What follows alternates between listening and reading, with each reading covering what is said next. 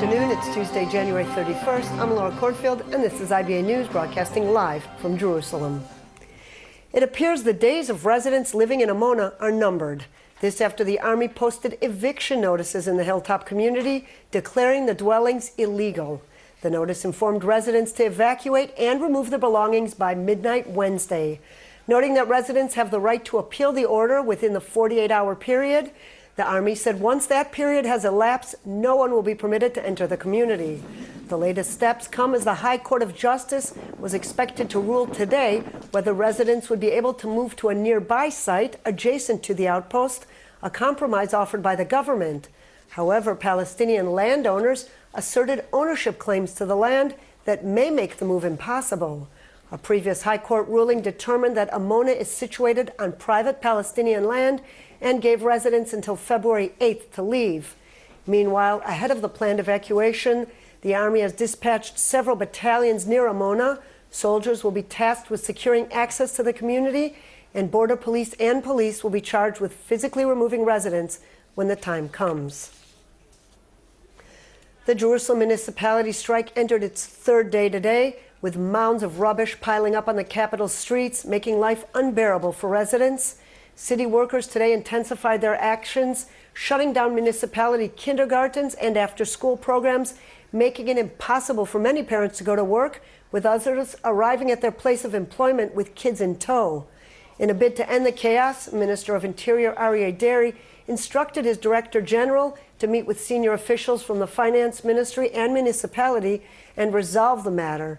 Mayor Nir Barkat threatened to fire hundreds of the city's sanitary workers and make cuts in education, welfare, and sports training if the Finance Ministry fails to transfer the funds for this year's budget.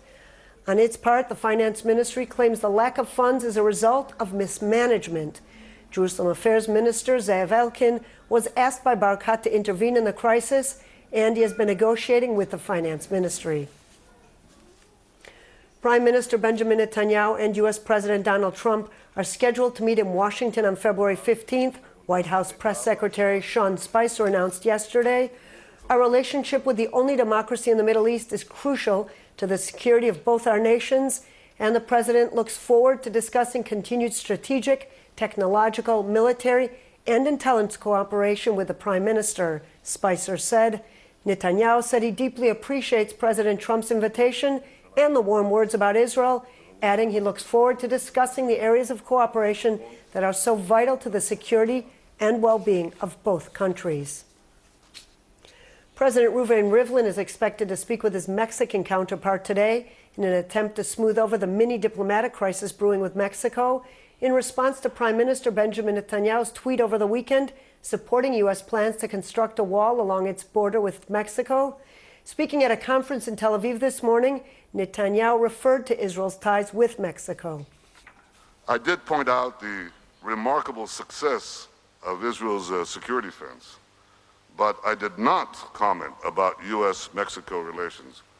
We've had and will continue to have good relations with Mexico, and I believe our ties are much stronger than any passing disagreement or misunderstanding. And in fact, I've had a long and fruitful and very friendly relationship with Mexican President Enrique Peña Nieto, and it will continue. But last night, Netanyahu blamed the media for the diplomatic spat. Speaking at a Likud faction meeting, he said the lefty media is recruited to this Bolshevik hunt, brainwashing, and a character assassination against me and my family. There is no other word for it, fake news against us. Yesterday, the Mexican government called on Israel to clarify its remarks and summoned Israel's ambassador in Mexico for a dressing down. After hours of discussions and deliberations, a decision was made to postpone the vote on the settlement regulations bill until next week. A statement issued by Coalition Chairman MK David Bitan said a decision to put off the vote stemmed from the opposition's refusal to agree on a date for the vote. Because of this, Bitan said, he decided to enact Clause 98 in the Knesset bylaws, which allows the coalition to predetermine the orders of issues to be brought before the Knesset plenum. The controversial legislation calls to retroactively legalize settlements in Judea and Samaria that are built on private Palestinian land in Area C under Israeli control. At the request of the United States, the United Nations Security Council is set to convene an emergency meeting today to discuss Iran's recent ballistic missile test that violates UN Resolution 2231.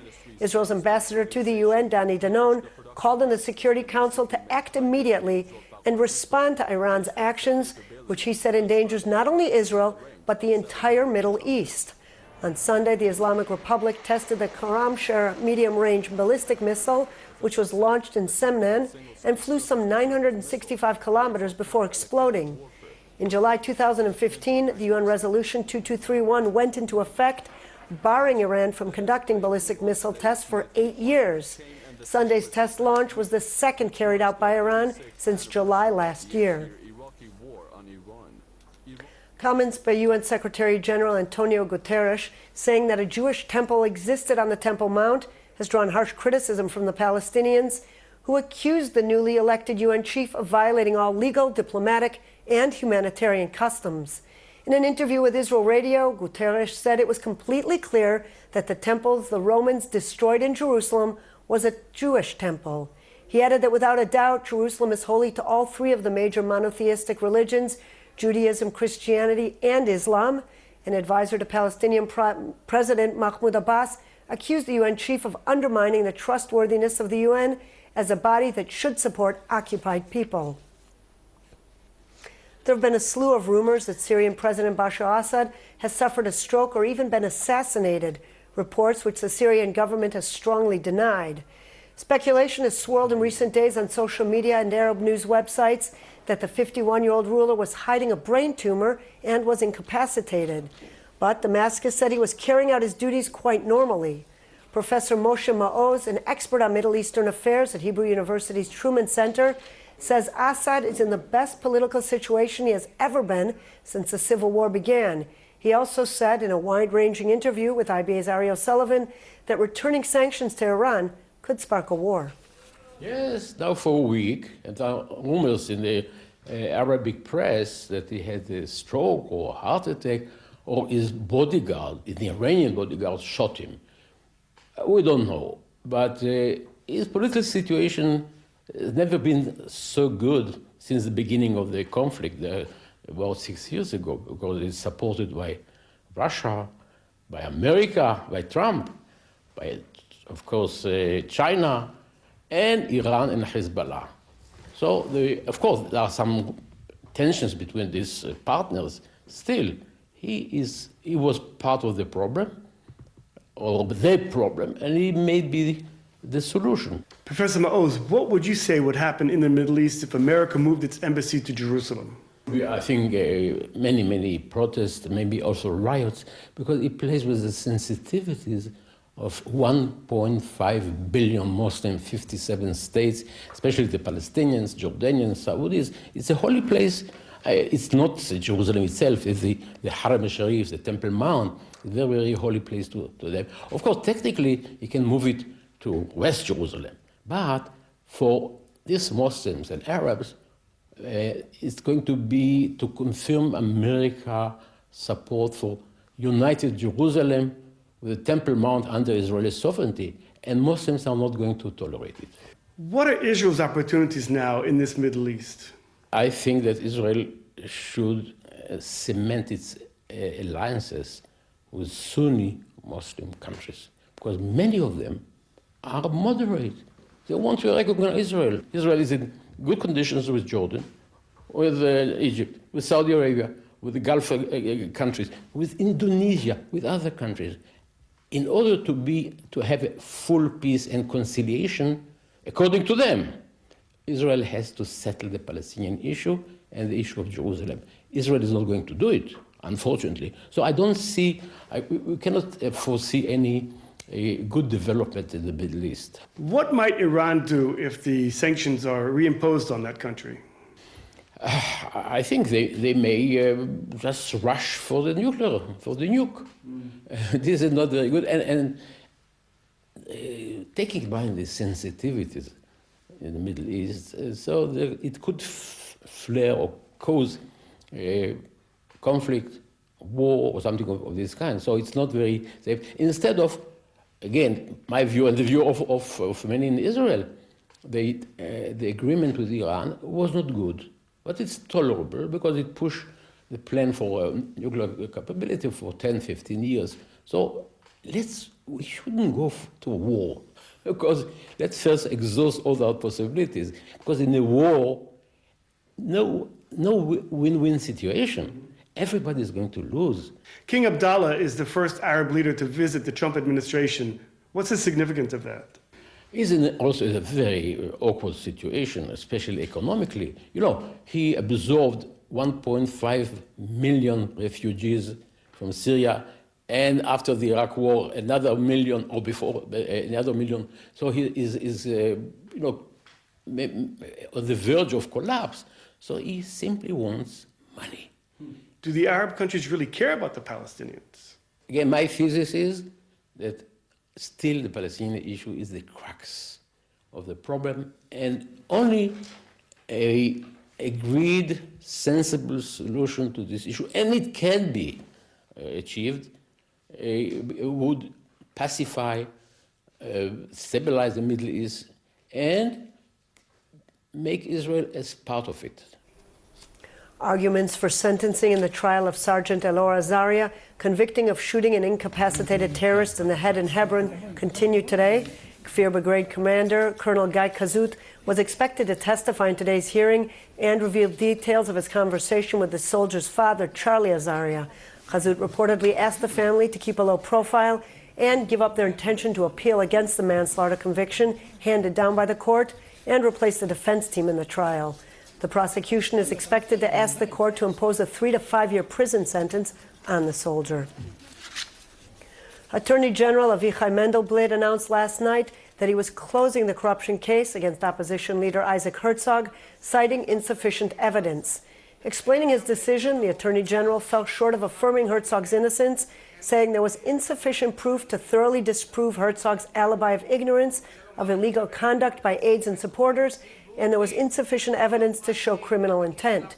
Herzog was questioned under caution by police a number of times over alleged campaign fundraising allegations during the 2013 Labor primaries. It is unclear what caused the head injury of Knesset member Ayman Oda during fierce clashes that erupted earlier this month in the court-ordered demolitions of illegal dwellings in the Bedouin village of El-Kharin in the Negev. This according to a statement released by the Institute of Forensic Medicine in Abu Kabir last night. At the time, Oda claimed he was hit by a sponge-tipped bullet fired by police during the fierce unrest. Responding to the Knesset member's claims, Minister of Public Security Gilad Erdan said he could not rule out the possibility that police fired sponge-tipped bullets during the violence that erupted. The White House dismissed the criticism directed at U.S. President Donald Trump, who failed to specifically mention Jews in a statement he released on International Holocaust and Remembrance Day. He's aware of what people have been saying, but I think by and large he's been praised for it.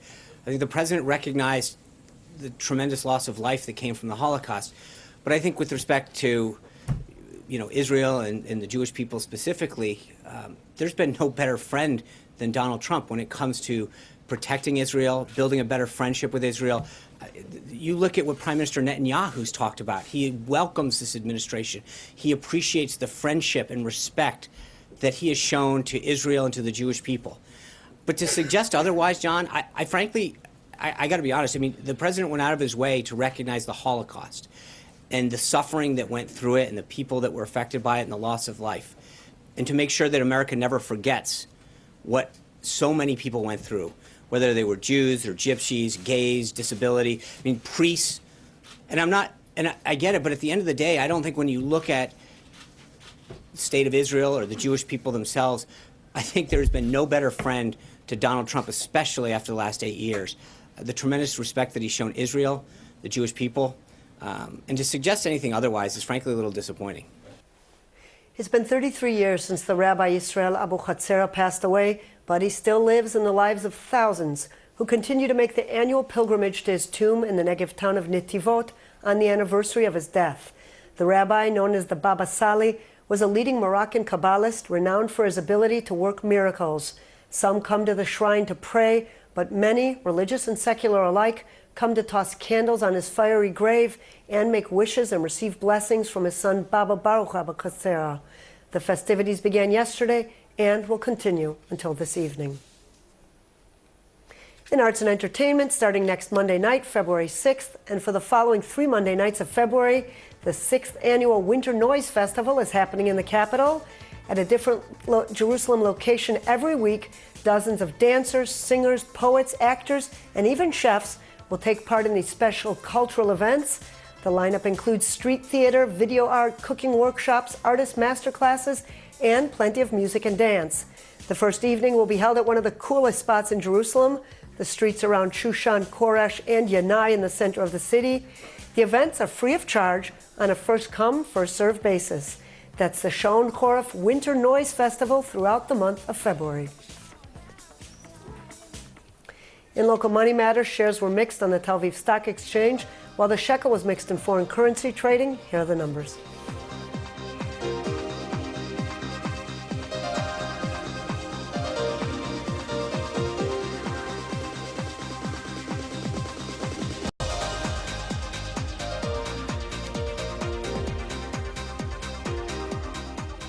And the IBA weather team says rain will continue to fall from the north to the south of the country tomorrow, with temperatures remaining unseasonably cold.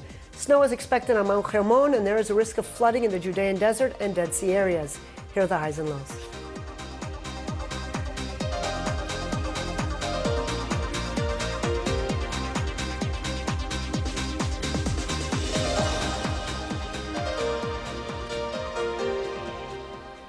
And that's all for this newscast. We'll be back here tomorrow, same time, same channel.